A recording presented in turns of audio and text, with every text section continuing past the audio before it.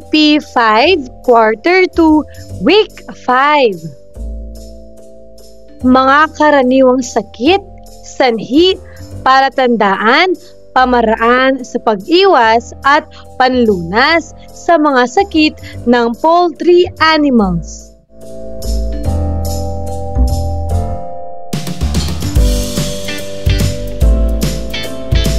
Revised K-12 curriculum with me, Teacher KMT. Magandang araw mga bata! Ngayon ay pag-aaralan natin ang tungkol sa mga karaniwang sakit, sanhi, palatandaan, pamaraan sa pag-iwas at panlunas sa mga sakit ng poultry animals.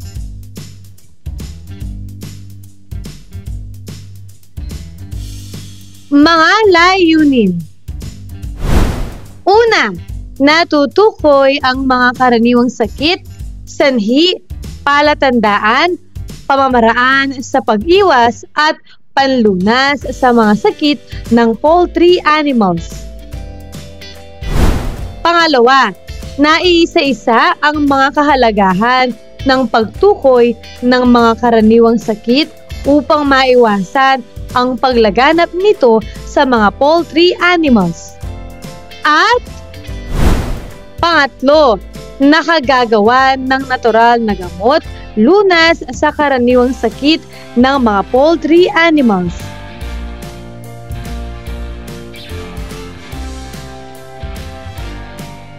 Unang araw.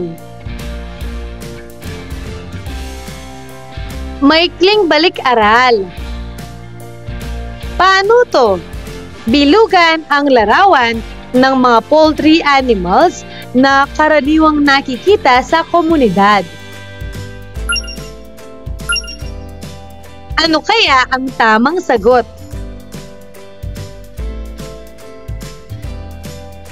Magaling! Ito ay ang pato.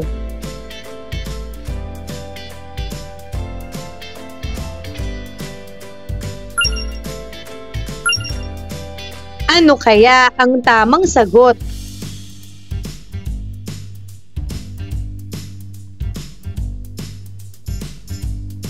Mahusay! Ito ay turkey.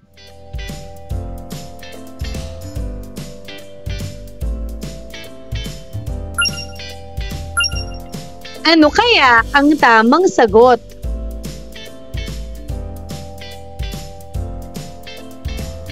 Napakagaling! Ito ay manok.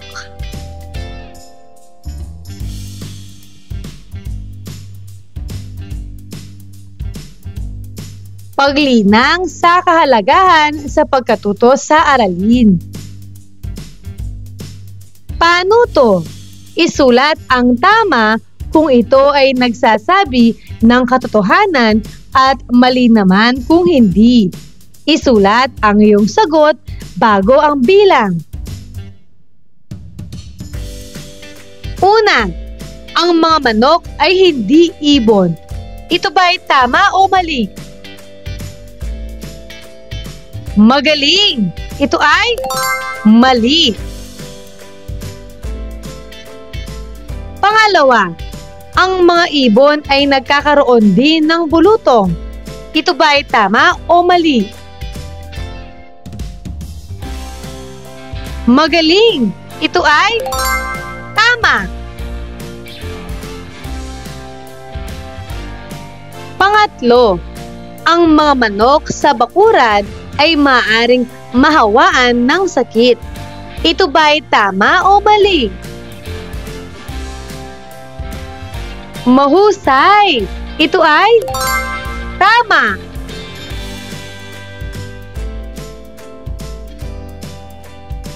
Pang-apat, ang mga manok ay hindi nagkakasipon dahil matibay ang resistensya nila sa init ng araw at ulan.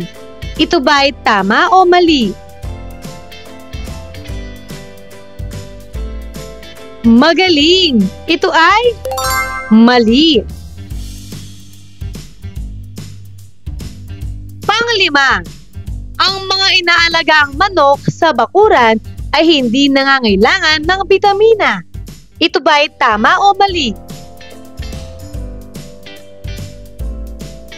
Mahusay! Ito ay mali.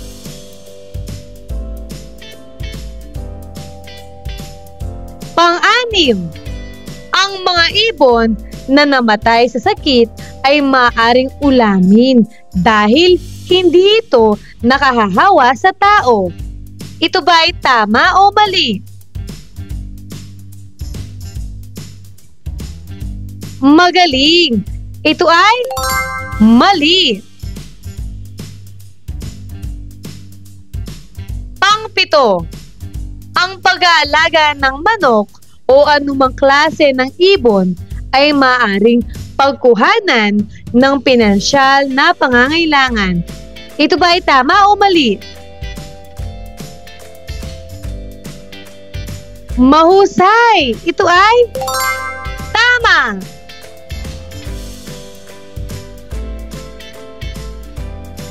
Pangwalo, ang mga ibon ay kagaya rin ng tao na kailangang gamutin pag nagkaroon ng sakit.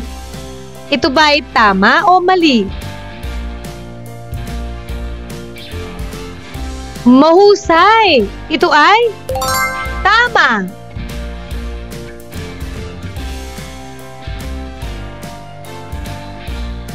Paghawan ng bokabularyo sa nilalaman ng aralin.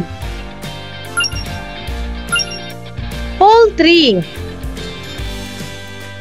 Ang poultry ay tumuturing sa mga ibong inaalagaan sa bukirin na karaniwang pinalalaki para ibenta, lutuin at kainin ang kanilang karne at itlog. Lunas. Ito ay karaniwang tumutukoy sa gamot sa mga karamdaman.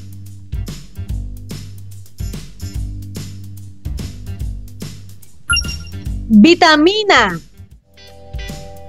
Ito ang mga sustansyang kailangan para sa kalusugan ng katawan. Natural. Ito ay nanggaling sa kalikasan, tunay at walang halong artipisyal o pagbabago ng tao.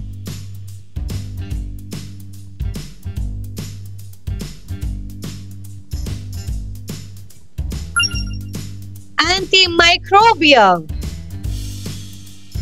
Ito ay gamot na binibigay sa mga alagang manok upang mapuksa ang mga mikrobyo gaya ng bakterya.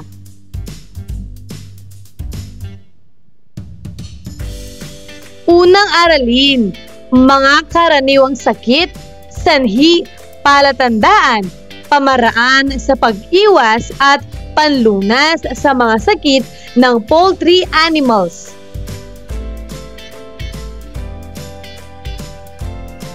Pagproseso ng pag-unawa. Paano to? Suriin ang dalawang larawan.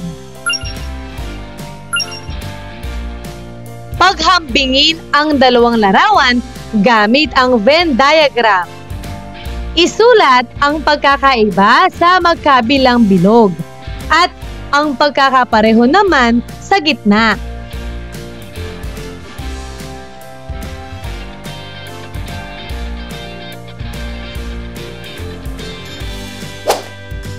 Sagutin na natin. Para sa unang larawan, malinis ang paligid. May magandang bentilasyon. Hindi masikip. May sapat na pagkain at tubig. Para naman sa pangalawang larawan, ang pagkakaiba nito ay marumi ang paligid. Walang sapat na pagkain at tubig. Siksikan ang mga manok. At mabaho at walang bentilasyon. Samantala, ang kanilang pagkakapareho naman ay parehong may kulungan ang mga manok at ginagawa o ginagamit sa pag-aalaga ng poultry.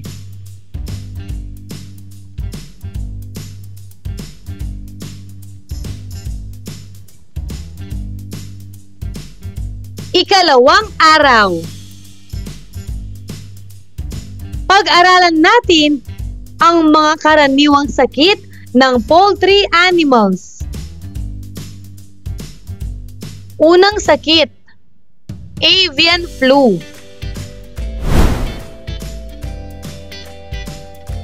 Sanhi. Ito ay nakakahawang sakit ng mga ibon dulot ng avian influenza type A virus ng mga ibong inaalagaan at nasa ilang.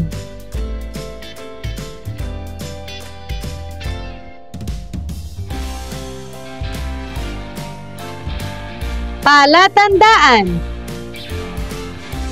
kakulangan ng enerhiya, gana at koordinasyon. Pagkakaroon ng kulay na lila sa iba't ibang bahagi ng katawan. Pamamaga ng iba't ibang bahagi ng katawan. Matubig o berdeng pagtatae. Pag-ubo at pagbahin. Nabawasan o abnormal na produksyon ng itlog. Bigla ang pagkamatay ng walang anumang klinikal na palatandaan.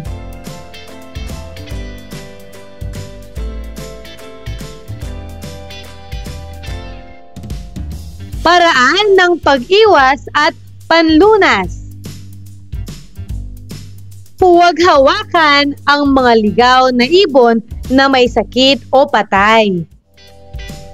Tumutok sa mahusay na biosecurity, na ang ibig sabihin, huwag hayaang makapasok ang mga bagay sa labas ng iyong kulungan gaya ng mga ligaw na ibon at daga sa iyong kulungan.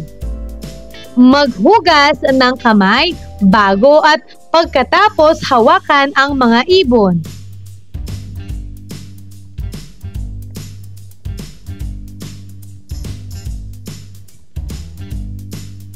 Hugasan at linisin ng husto ang mga feeder, kulungan, hawla, mangkok ng tubig o anumang bagay na regular nilang ginagamit ng mga ibon.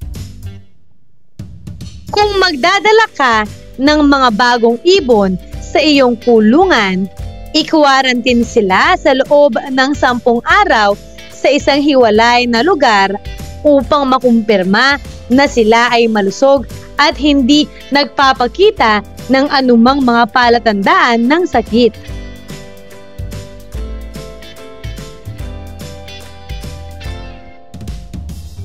Pangalawang karaniwang sakit, pneumonia.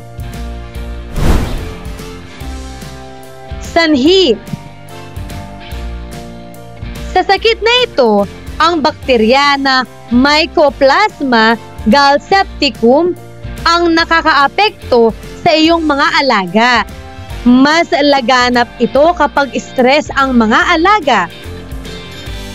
Ang bakterya na sanhi ng sakit na ito ay naipapasa sa pamamagitan ng mga itlog, sa hangin, mga lagayan na ginagamit sa paglipat ng mga ibon o sa pagsasama-sama ng mga nahawaang ibon sa mga malulusog na ibon.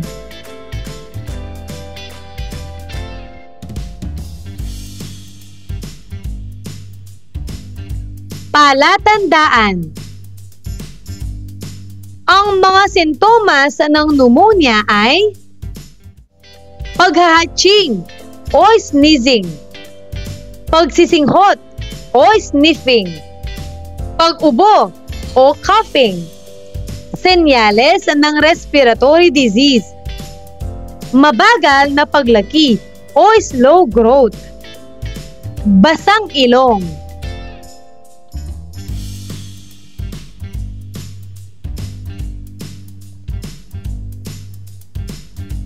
Paraan ng pag-iwas at panlunas. Regular na pagpapainom ng bitamina.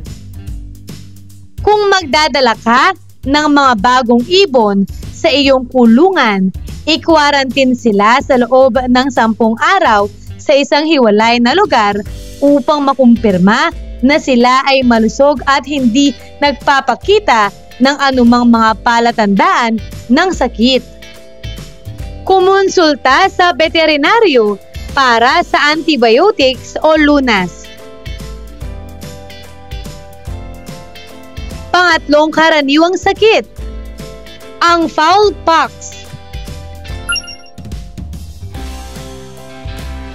Sanhi. Ang bulutong o fowlpox ay sanhi ng fowlpox virus. Tulad ng lahat ng virus ay walang gamot dito pag ito ay umatake na. Ang mabisang pangontra dito ay prevention. Magbakuna ng fowlpox vaccine sa mga sisiw para hindi natamaan ng bulutong.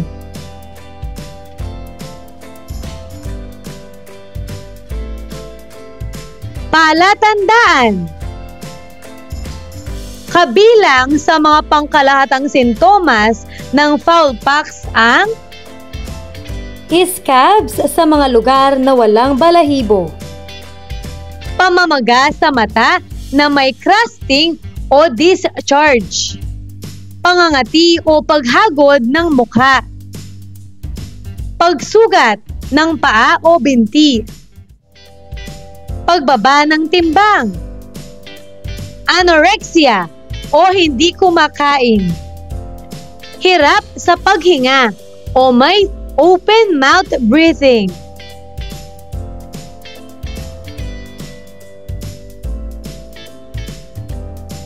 Paraan ng pag-iwas at panlunas.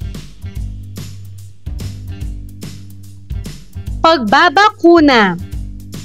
Edad at least 14 days up. Tusok sa wingweb.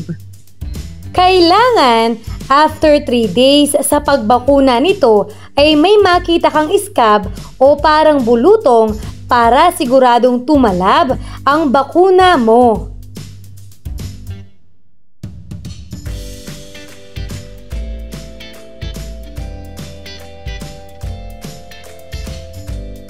Pang-apat na sakit, enteritis. Sanhi. Ang necrotic enteritis ay sanhi ng paglaki ng bituka ng Clostridium perfringens type A at C sa mga batang broiler at kung minsan ay inahing manok. Palatandaan. Ang mga klinikal na palatandaan ay kadalasang napakaikli ng buhay at kadalasan ang tanging senyales ay isang matinding depresyon na sinusundan ng biglang pagtaas ng dami ng namamatay sa kawan.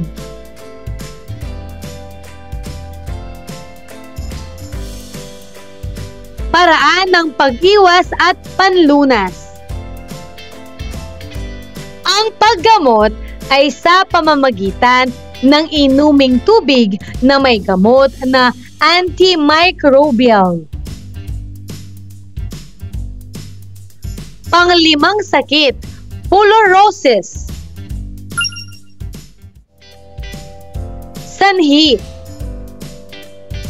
Ang puting pagtatae sa manok ay isang palatandaan ng fullerosis na sanhi ng mga microorganismo ng genus na Salmonella.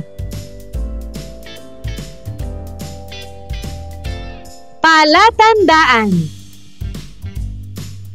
Ang mga pangunahing sintomas ay ang sumusunod. Ibinaba ang mga pakpak. Pangkalahatang kahinaan. Walang gana. Mahinang balahibo. Likidong puting dumi. Sa mga broiler, ang mga kasukasuan ng mga binti ay namamaga.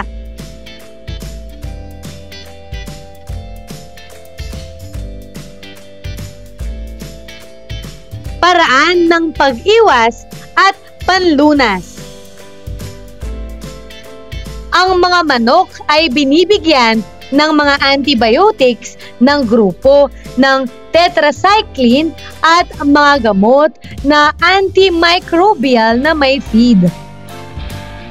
Hinihiwalay ang manok na may sakit upang hindi makahawa sa iba.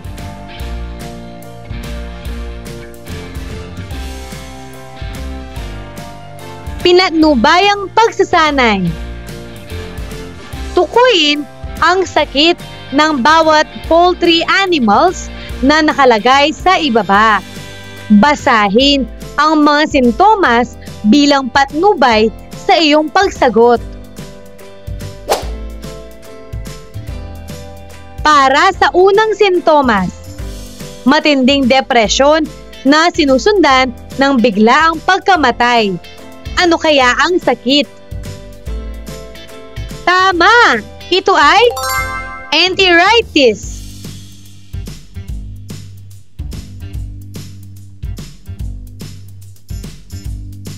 Pangalawa, ibinaba ang mga pakpak. Pangkalahatang kahinaan, mahinang balahibo, likidong puting dumi. Ano kaya ang sakit?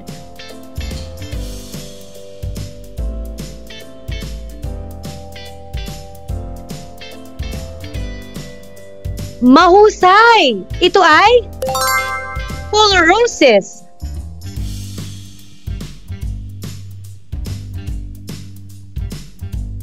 Pangatlo, kakulangan ng enerhiya, gana at koordinasyon. Purplish discoloration ng iba't ibang bahagi ng katawan. Ano kaya ang sakit?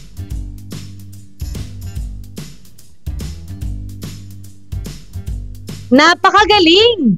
Ito ay avian flu.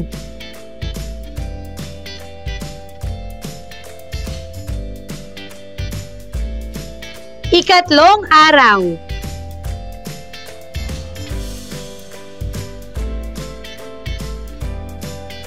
Paglalapat at pag-uugnay. Gagabayin ka ng iyong guro para sa gawaing ito.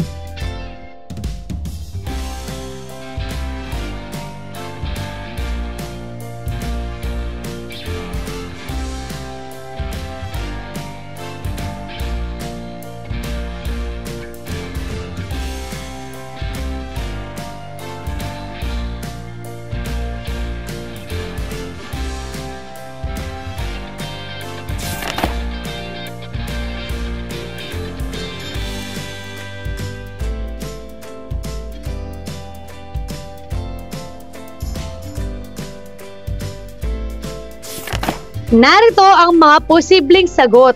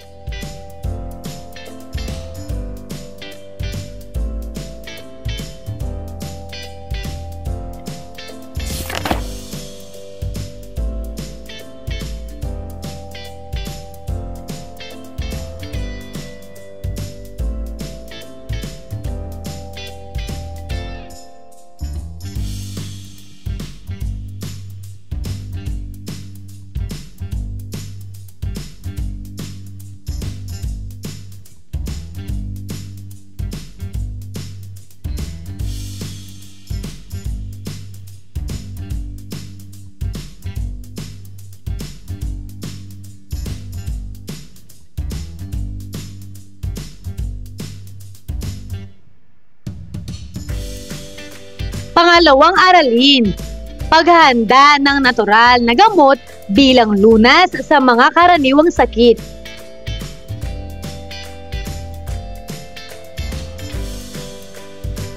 Pagproseso ng pag-unawa.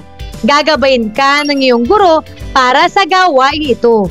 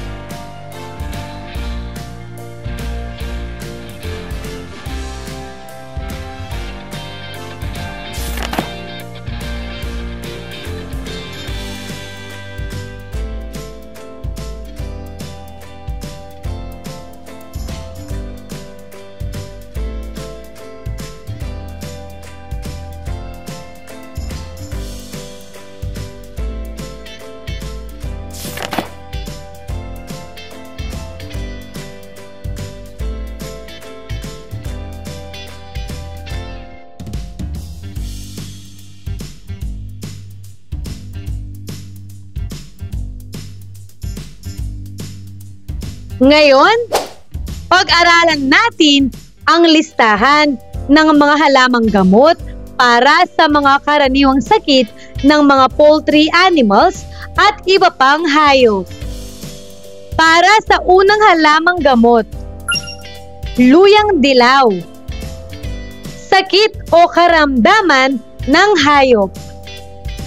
Habag, lagnat, pagtatae, sipon, ubo, tamlay sa pagkain. Parte ng halaman. Ugat o buong halaman. Paraan ng paghahanda. Pakuluan sa tubig at ang sabaw ang ipainom sa hayop. Dami ng gamot. 1 litro sa isang araw sa loob ng 3 araw para sa hayop na may buhay na timbang na 60 hanggang 70 kilo.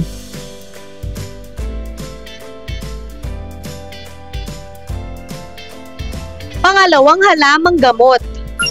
Alagaw. Sakit o karamdaman ng hayop. Lagnat at sipon. Parte ng halaman. Dahon at bulaklak. Paraan ng paghahanda. Pakuluan at ipainom ang sabaw. Dami ng gamot. 1 kalahating tasa, 3 beses sa isang araw sa loob ng 3 araw.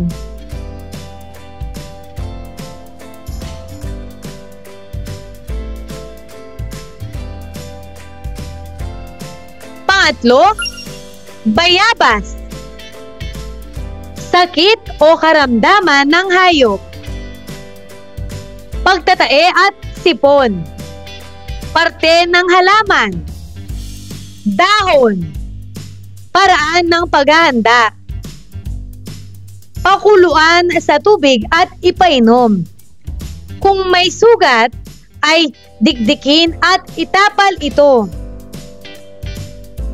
Dami ng gamot. 1 hanggang 2 baso. 2 hanggang 3 beses sa isang araw sa loob ng 1 hanggang 2 araw. Kung ipanglalanggas sa sugat ay 3 beses sa isang araw hanggang matuyo ang sugat. Pang-apat, malunggay. Sakit o karamdaman ng hayop. Sipon, lagnat, sugat, kawalan ng gatas. Parte ng halaman. Dahon. Paraan ng paghahanda. Isama sa pagkain, dikdikin at ipahid sa mga sugat. Dami ng gamot. 1 kilo, 3 beses sa isang araw sa loob ng 2 araw. 1 beses kung pagkain.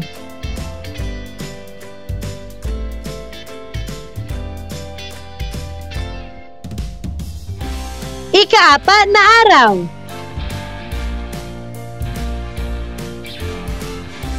paglalapat at pag-uugnay. Gagabayin ka ng iyong guro para sa gawain ito.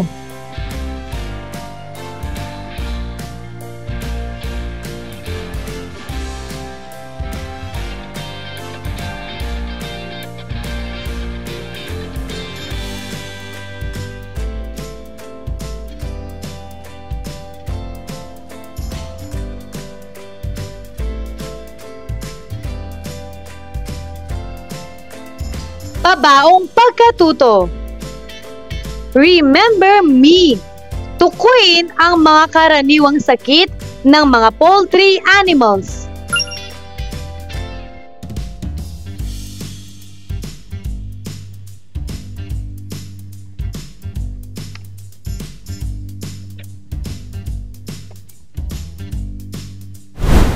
Sagutin na natin. Karaniwang sakit: avian flu, fowl pox, fullerosis, enteritis, pneumonia.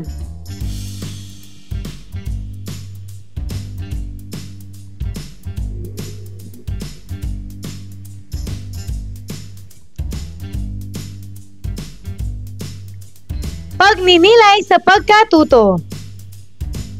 Panuto. Punan ang bawat kahon. Isulat ang mga bagay na nagawa mo na, hindi pa nagagawa, at nais mo pang gawin upang mapangalagaan ang mga poultry animals. Simulan na natin. Para sa unang kahon, aking nagawa. Isulat mo ang iyong sagot.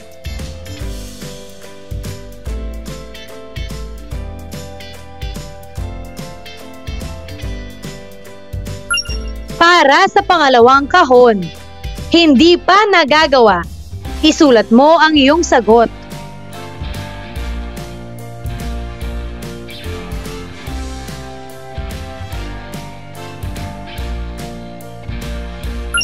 At para sa pangatlong kahon, nais gawin.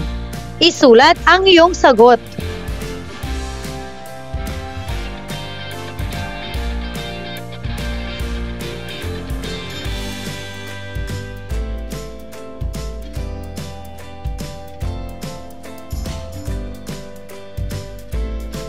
Pagtapat-tapatin. Pagtapat-tapatin ang palatandaan ng mga sakit na nasa hanay A sa hanay B. Isulat ang titik ng tamang sagot. Narito ang mga pagpipilian.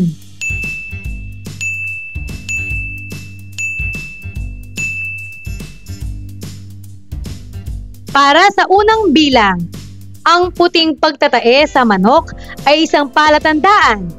Ano ang tamang sagot? Magaling!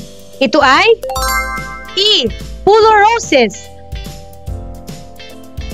Pangalawa, mas laganap ito kapag stress ang mga alaga. Ano ang tamang sagot?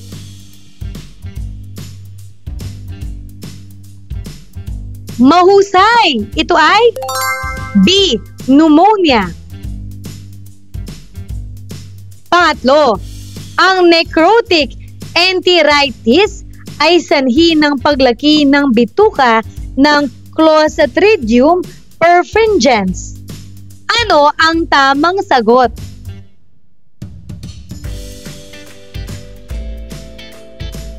Mahusay! Ito ay D. Enteritis. Pang-apat, ito ay nakakahawang sakit ng mga ibon dulot ng avian influenza type A virus. Ano ang tamang sagot? Napakagaling! Ito ay A. Avian flu. Panglima, ang paggamot ay sa pamamagitan ng inuming tubig na may gamot na antimicrobial. Ano ang tamang sagot?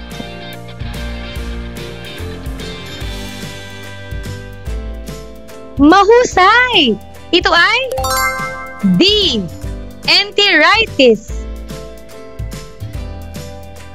Pang-anim, ang bakterya na sanhi ng sakit na ito ay naipapasa sa pamamagitan ng mga itlog at mga bagay na ginagamit sa pag-aalaga.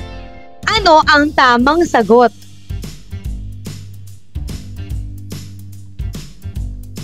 Tama! Ito ay E. Fullerosis. Pang-pito, epekto ito ng bakterya na Mycoplasma galsepticum. Ano ang tamang sagot?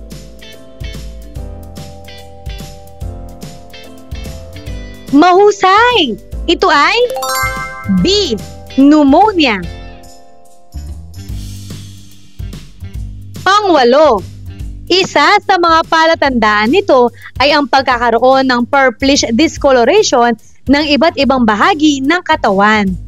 Ano ang tamang sagot? Napakagaling! Ito ay A. Avian flu.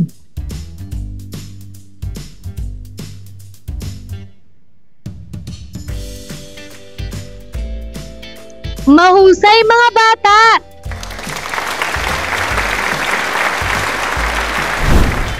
Ano ang mga natutuhan mo sa araw na ito?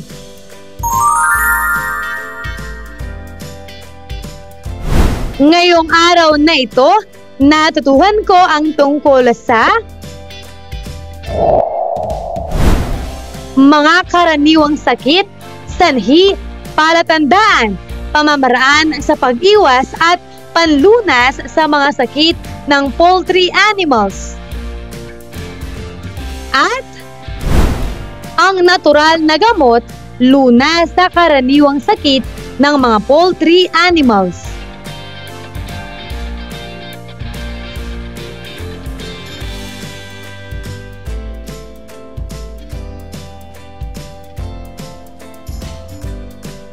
Maraming salamat sa pakikinig mga bata. Sana'y may natutuhan kayo. Huwag mong kalimutan pindutin ang like, share, at subscribe.